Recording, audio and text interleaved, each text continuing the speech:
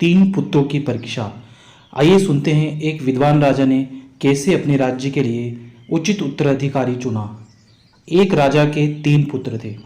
राजा बड़ा विद्वान था। उसे पता था कि अब समय आ गया है, उसे अपने तीन पुत्रों में से किसी को राज्य की बागडोर देनी होगी। राजा ने अपने प्रमुख मंत्रीगणों से इसकी चर्चा की। किसी ने कहा कि बड़े बेटे का अधिकार होता है, इसलिए आप राजगद्दी सबसे बड़े पुत्र को दे दें। राजा को बात जमी नहीं। उसने कहा कि जो योग्य होगा उसे ही राज्य देना उचित होगा।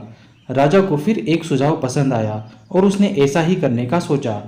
अगली सुबह राजा ने अपने तीनों बेटों को बुलाया और कहा कि 2 साल की यात्रा पर वो जा रहा है, और उसने तीनों बेटों को पुष्प के बीज दिए और कहा कि मेरे आने तक जो भी संभाल कर रख सकेगा वो ही उसे ही वो अपना उत्तराधिकारी चुनेगा और इस राज्य का राजा उसे ही बनाएगा।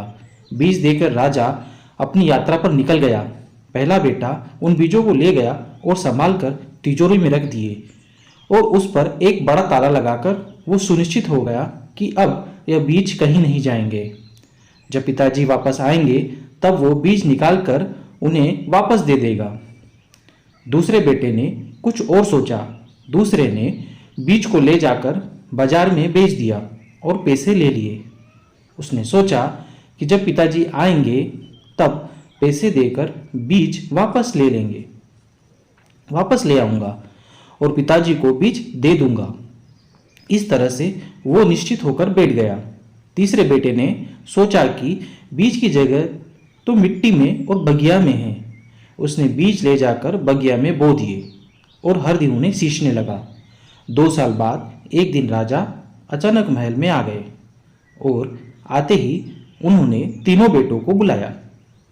पिताजी को अचानक देखकर तीनों थोड़े आश्चर्य में पड़े।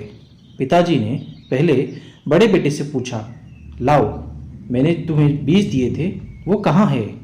बड़ा बेटा झट से तिजोरी की चाबी दिखाते हुए कहता है कि हाँ पिताजी, चलिए मैं दिखाता हूँ। मैंने वो बीज संभाल कर रखे हैं। पिताजी को लेकर वो तिजोरी के पास गया और तिजोरी खोली, लेकिन तिजोरी खुलते ही उसमें से दुर्गंध आने लगी। बीज सड़ चुके थे। बेटे ने बीज हाथ में उठाए और कहा कि यह लीजिए पिताजी, एक भी बीज कम नहीं हुआ। पिताजी निराश हुए। उन्हें यह आशा नहीं थी। वो बोले, कम नहीं हुए, लेकिन जैसे मेरे दिए थे वैसे नहीं हैं।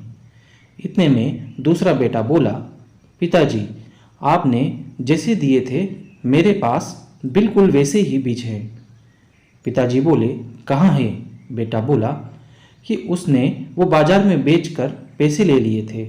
अभी पैसा देकर वापस वो बीज लेकर आता हूँ। पिताजी और निराश हुए। कहा, रहने दो, बाजार वाले बीज भी मेरे नहीं हो सकते।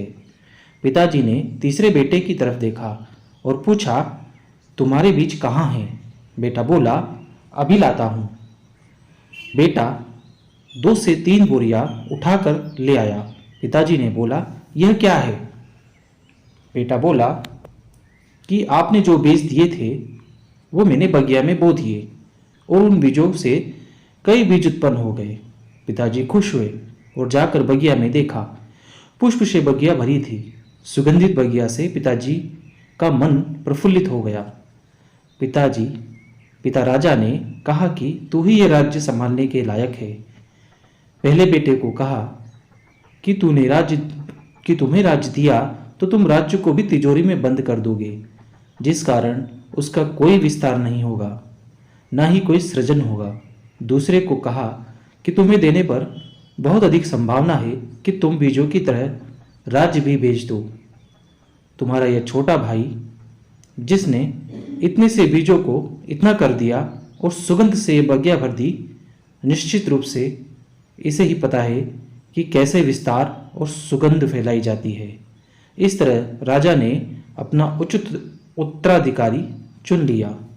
दोस्तों, यह एक पुरानी कहानी है। आपको यह कहानी हमारे चैनल पर सुनकर कैसी लगी हमें ज़रूर बताइए। वीडियो को लाइक करें और चैनल को सब्सक्राइब करें इसी प्रकार की पुरानी और हमारे द्वारा लिखी गई नई कहानियाँ सुनने के लिए। धन्यवाद दोस्तों।